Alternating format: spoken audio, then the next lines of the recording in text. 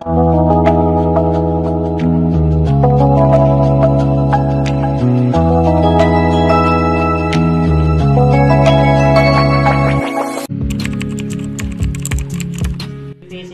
is the main cause of stunted plants growth, often leading to complete crop losses. Nonetheless, crop starvation for micro or macronutrients can be diagnosed visually, and prompt identification will save the affected fields.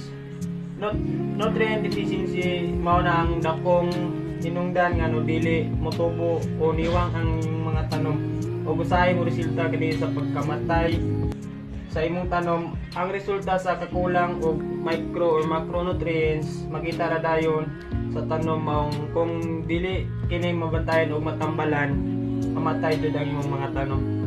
There are 17 nutrients are essential. The crops are unable to complete its life cycle in the absence of essential nutrients. There are 17 essential elements that act as essential plant nutrients for growth. C for carbon, H for hydrogen, O for oxygen, N for nitrogen, P for phosphorus, K for potassium, S for sulfur, Ca for calcium, Mg for magnesium, B for boron, Cl for chlorine, Cu for copper, Fe for iron, Mn for manganese, Mo for molybdenum, Ni for nickel, Zn for zinc. Good afternoon everyone, it's Jabar Takaldot na nasa Group 5 Reporter, page 101. My topic is how many nutrients are essential for plants. 17 nutrients are essential. The crops are unable to complete its life cycle in the absence of essential nutrients. There are 17 essential elements that act as essential plants nutrients for growth are carbon, hydrogen, oxygen, nitrogen, phosphorus, potassium, sulfur, calcium, magnesium, boron, chlorine, copper, iron, and the last is zinc. So that is the elements needs plants or crops na ato ginabuhi.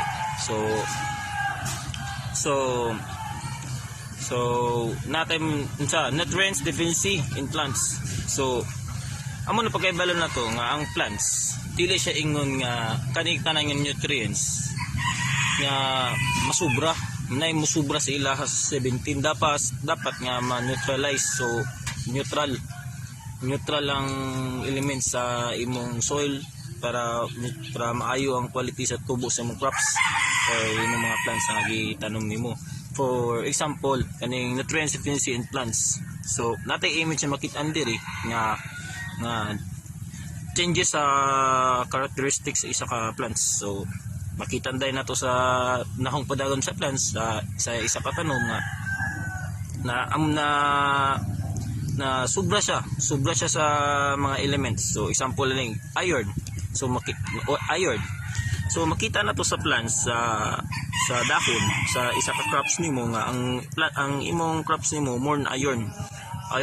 So ma-action siya og unsa nang iyang porma kanang munipis siya. So mahimo siya og kanang mura siya glaya, nipis. So dali siya magisi nang fixulize siya ba, nipis siya wala siya plastic. So amo nang yang may tabo niya sa more iron and kaning nitrogen deficiency. So may tabo niya mura pa siyang masyug sa green na medyo unsa yung color is not green, yellow green. So at least may green, so yellow green. And sa more potassium may tabo niya green good siya pero malaya ang iyang palibot, mauna daw ang palibot sa leaves. So more phosphorus ang may tabo niya pud sa more phosphorus leaves good siya, purma siya pagka leaves, pagka mature siya leaves niya malaya ang iyang mga palibot niya. So ang mahitabo niya nga mahimo og gilo tong iyang unsa ni may bikan sa yan stock, leaf stock. So leaf stock ba na siya mo nang mahitabo sa iya ha. For example amo ning leaves dahon leaves ang mahitabo niya green siya pero ang kaning mga stock niya may maunsa kaning stock niya unsa ang dili malaya. So ang iyang malaya niya kaning dahon ra gud niya kanay ra gud iyang leaves nga layo sa stalk. So naman na siya yun sa kaning linya ba na ang madaot niya kanira kaning nagisiya na po. So that is the example. So may tabo nga sa more phosphorus, more on magnesium. So may tabo niya, leaves siya. Pero ang iyang nahong niya pareha sa iron, pareha pud sila og unsa og sign sa magnesium, more magnesium. So ang mahitabo sa iya ang dahon nimo murag nipis kayo. So ang mabilin niya matan-aw mong green sa iya ang iyang leaves stalk. So sunstalk nga lang nga leaves ang makita niya. So amo siya mga different characteristics sa masubraan sa magkasubra-subra ang mga elements. So ang solution is to neutralize your area or to clear your area, neutralize. So tambok ang yuta, more nun sa kanang mga level mga puuban sa mga gi-apply ginagamitan nilang mga abono nga pa-neutralize sa yuta, depende sa products sila or sa klase nga products nilang gamiton. So amuro na akong report doon. So thank you and God bless. Bye bye. Nutrient deficiency in plant. Nitrogen deficiency. When the older leaves on a plant start to turn yellow or a sickly pale green, it's often a sign of nitrogen deficiency. A lack of nitrogen means the plant doesn't produce enough chlorophyll for effective photosynthesis, causing dull yellow foliage alongside stunted and slow growth. When nitrogen say it means lack of shortage. So nitrogen deficiency means kakulangan na siya sa nitrogen or ang plants kulang sa nitrogen and this cause slow growth. Ang symptoms sa nitrogen deficiency kay kung ang dahon sa plant magdalag or nag-pale green and because of the deficiency na siya ka-produce og saktong amount sa chlorophyll and plants for the process of photosynthesis and the main reason nga nung muhinay ang pagtubo sa tanom. Phosphorus deficiency. Phosphorus deficiency will also turn older leaves yellow but often cause dead, dark brown spot around the edge of the leaves as well. Leaf unthreatened, the plant will also begins to shed. Phosphorus deficiency is ang kakulangon sa phosphorus sa katanom. Ang symptom sa tanom nga kulang sa phosphorus is if ang gulang na nga dahon mag-yellow pud siya but kalagmitan mao ko sa nganong naay patay nga mga dark brown spot around the edge of the leaves as well. Leaf unthreatened, the plant will also begins to shed. Phosphorus deficiency is ang kakulangon sa phosphorus sa katanom. Ang symptom sa tanom nga kulang sa phosphorus is if ang gulang na nga dahon mag-yellow pud siya but kalagmitan mao ko sa nganong naay patay nga mga dark brown spot sa kilid sa dahon. If dili ni siya matambalan, mao ning reason why mo shade ang dahon sa tanom. My topic is all about different nutrient deficiency in plants. So, I will tackle about macronutrients, which is the primary macronutrients are nitrogen, phosphorus, and potassium, which is the NPK. So, they are the most frequently required in a crop fertilization program. Also, they are needed in the greatest total quantity by plants as fertilizers. So, I will differentiate the deficiencies of the nitrogens, phosphorus, and potassium. About primary macronutrients or macronutrients are essential for plant growth and good overall state of the plant. The primary macronutrients are nitrogen, phosphorus, and potassium, which is the NPK. So the nitrogen is essential for plant development since it plays a fundamental role in energy metabolism and protein photosynthesis. So nitrogen is absorbed by the plant in the form of nitrate. So the nitrogen, it is most important in all over the world. It has the cell division and cell enlargement, importance for vegetative growth, present in enzymes and proteins. It is important for the protoplasm formation. Nitrogen is important for plumpness of seeds. Chlorophyll formation and greenery of plants depends on nitrogen. The deficiency symptoms of nitrogen is leaves of plants become yellow due to deficiency of nitrogen. This process is called chlorosis. The cell development and cell enlargement stops. The plant has stunted growth, and the deficiency of nitrogen causes this decrease in number of tillers and inflorescence, and also decreased in proteins. And the excess of nitrogen, when nitrogen increases, then the optimum will delay crop maturity. Excess of nitrogen will increase plant height. It will cause lodging. Excess of nitrogen in fiber crops decrease the fiber quality. Excess of nitrogen in fodder crops is toxic to animals. Excess of nitrates cause cancer. Excess of nitrogen is not economical to the farmers. Excess of nitrogen increases impurities in sugar. And now we will tackle about phosphorus, okay? Phosphorus is involved in the root growth, which it stimulates. In the aerial zone, it favors flowering. Although phosphorus is also necessary during the plant's growth period, it is much more involved in the flowering stage. So the phosphorus is the second most important nutrient after nitrogen. It is component of energy-rich compounds. Phosphorus is also component of RNA and DNA. Phosphorus application to crops can increase the size of seeds. It also helps in the formation of seeds in crops. Phosphorus applications associated with early maturity. And the research shows that phosphorus resistant toward disease. It is also important for root development of crops. Deficiency of the phosphorus is less net of roots and plants will be stunted, will delay maturity, root proliferation, increase lodging. All leaves will be yellow if nitrogen is absent, while in the absence of phosphorus, leaves will be dark green or purple, and seed size will be reducing, so yield will be reducing. Potassium is involved in the regulation of water and the transport of the plant's reserved substances. It increases photosynthesis capacity and strengthens cell tissue and activates the absorption of nitrates. Potassium is very important for enzymes activation.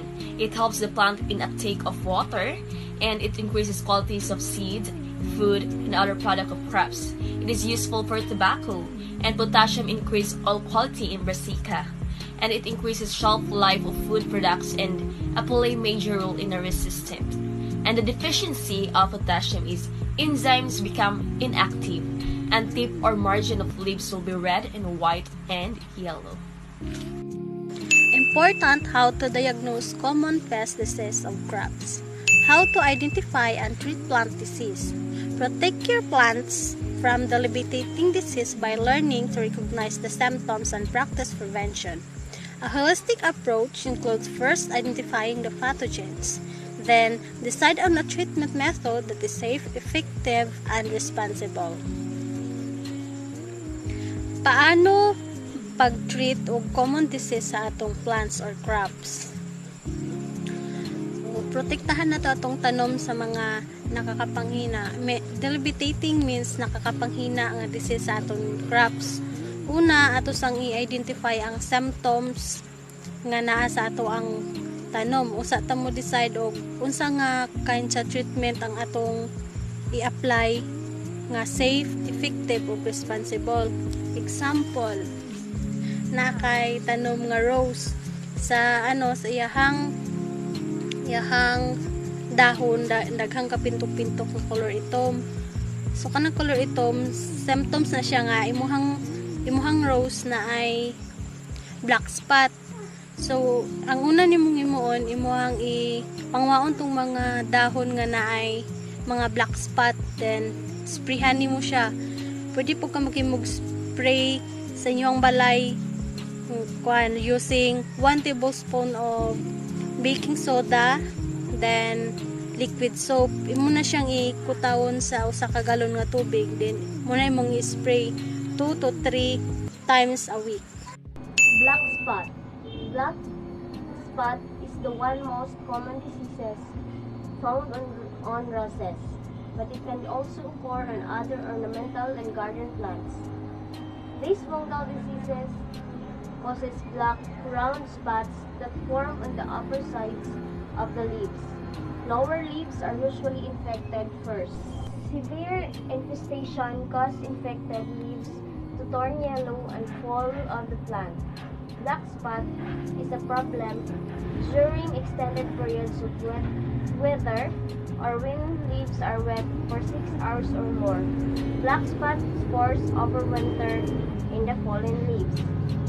So black spot is usually makita na to common sa atong roses or sa atong ornamental or garden plants.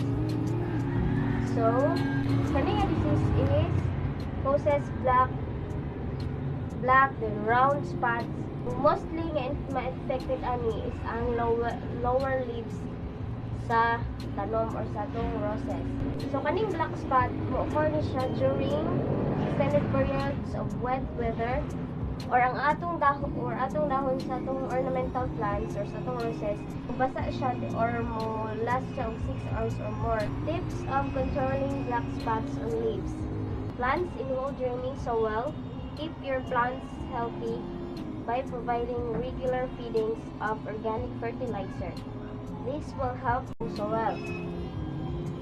Kinahanglan ato siya providean og sakto nga organic fertilizer like sa atong mga concoction pwede nato siya ma-apply.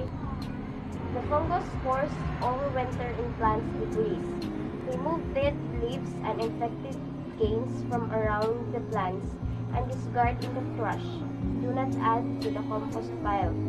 Once we infect na ato ang dahon sa atong roses, kinahanglan mao na to ang na-infected na sa black spots. Then, ato ni siya kinahanglan ilabay dayon dili na to siya isagol sa atong compost pile nga gigama. Disinfect your pruners with a household disinfectant after every use. Ethanol or isopropyl alcohol can be used straight out of the bottle. So, pagtapos na to gamiton atong gamit, kinahanglan i-disinfect na to like alcohol or ethanol, mga alcohol like ethanol or isopropyl. Because water spread with the fungal spore. Avoid applying water on leaves. When you apply water directly to the roots. Use a sugar hose to water plants prone to the disease. So, kung unyag ta, kinahanglan i-direct na to siya, ibunyag sa iyang roots, dili siya na to, i-avoid ko na to nga ma-applyan iyang leaves. Kung siya makakos o black spot. Good day everyone, my name is Yurazan Bumilin. So, my topic would be powdery mildew. Powdery mildew is a fungal disease that affects many of our landscape plants, flowers, vegetables, and fruits. So, ang powdery mildew day is dili lang only plants ang ma-affected ani, kundi pwede na siya ay maapektuhan pud ani ang mga bulak nato, mga prutas o kanang mga utana nato. So, powdery mildew is an easy one to identify. Infected plants will display a white powdery substance that is most visible on the upper left surface, but it can appear anywhere on the plant, including stems, flower bud, and even the fruit of the plant. These fungus thrives during low soil moisture condition, combined with a high humidity levels on the upper parts of the plant surface. It tends to affect plants deep in shady areas more than those in the direct sun. So, kanida ni siya nga mga kanida yung powdery mildew is very easy to identify because mo ni siya ang katong mga ganig pulbos kanang mga powdery nga makita na to sa upper left sa atong mga pananom. So, ang powdery mildew not only sa mga leaves mo atake, kundi makita po ninyo nato siya sa stem sa mga tanom, sa bulak, o sa kanang even sa bunga. So, tips for controlling powdery mildew. First, inspect the plants that you buy from a greenhouse before purchasing or mildew and insects. So, before tamo palit or before nato ibaligya or before nato i-display ang atong mga pananom, so atong next start ang COVID pandemic, so nauso ang mga plantita o mga plantito. So before tamo kuan og mga tanom mo palit, dapat i-check din nato kay base ang atong tanom nga gipalit is infected na siya sa sakit nga powdery mildew. So wiping off the leaves is not an effective powdery mildew treatment as it will return within days of cleaning. So bisag pangwaon na nimo ka ng mga puti-puti niya, so dili gina siya very effective nga ways nga para makuha na siya kay mabalik ra na siya within mga pila ka days. So because spores overwinter in debris, all infected debris should be removed, trim, and remove infected plant parts. So kinahanglan if ganahan ka nga ma-less ang kuan or ganahan ka nga mawala na nga kinahanglan nimo siya nga kanang pangkantaon nimo ang katong mga parts sa plants nga which is na infect atong nga sakit. So do not tell the debris into the soil or use into the compost pile. So kinahanglan if maglimpyo pug ka o kanang if pantangtango na nimo ang mga parts sa plants nga infected, dapat dili nimo siya ibutang bisag asa or ibili nimo dira lang siya og asa ka galimpyo. So dili ko na siya nimo ibutang sa mga compost pile or mga so dapat if maglimpyo ka, ibutang mo siya sa kinang much better if sa basurahan para dili wala na yung sakit wala na yung mga plants nga ma-infect pa. So space plants for enough apart to increase air circulation and reduce humidity. So dapat if magtanong po ka, dapat na po yung mga space para nga ang flow sa air is sa plants, dili ka pang magdaso kung magbuot ang plants kay mo na siya ang reason nganong dali mo kuyanap ang sakit nga powdery mildew. So ang mga causes dahil sa powdery mildew nganong kuyanap na siya pagayo, first kay ang air. So if ang sa katanom na sakit nga powdery mildew, so if mo na siya ang hangin, so kuyanap na siya sa ubang plants na dili infected. So ang dili infected nga plants, so possible to siya nga ma-infect. So ang second is ang water. So ang water is especially kung mag-rain. So ang usa ka tanom is if infected siya so if mo rain na siya, if mo ulan na siya, so katag magina ang mga tubig niya, so possible nga daghan din ang ma-infected nga sakit. And then soil. So ang soil po is if ang usa ka tanom na ay sakit, so if ang sakit ng powdery mildew is mapunta to siya mapunta to siya sa yuta, so possible nga if pagbisbis nimo or especially pag ulan, so pwede siya mapisik sa bisag asa nga parts sa tanom. So muna siya ang mga causes nga nung kuyanap ang powdery mildew. Good day everyone, my name is Danica May Anolikino and my topic would be blight. So, blight. Plant blight is a common disease. Remember the potato famine in the 1840s? So, as a result of the blight, 1 million people died. But other than potatoes, blight also affects other plants, particularly tomatoes. So, ang blight dili lang patatas iyang atakihon kundi lain-lain nga tanom, but particularly tomatoes. Blight is also a fungal disease that spreads through spores that are windborne. So, ang blight kuno is usa ka fungal nga sakit nga mokalat pinaagi sa mga spore nga dala sa hangin. So, for this reason, spores can cover large areas and rapidly spread the infection. Blight can only spread under warm, humid conditions, especially with 2 consecutive days of temperatures above 50 degrees Fahrenheit and humidity above 90% for 11 hours or more. So, no cure exists. Prevention is the only option. So, ang blight is mukalat under warm, humid conditions, temperature above 50 degrees Fahrenheit, and ang blight ko na is not curable. Prevention is the key. So, tips for preventing blight. If growing potatoes, grow early variety because blight occurs during midsummer, and you can harvest your crop before the blight.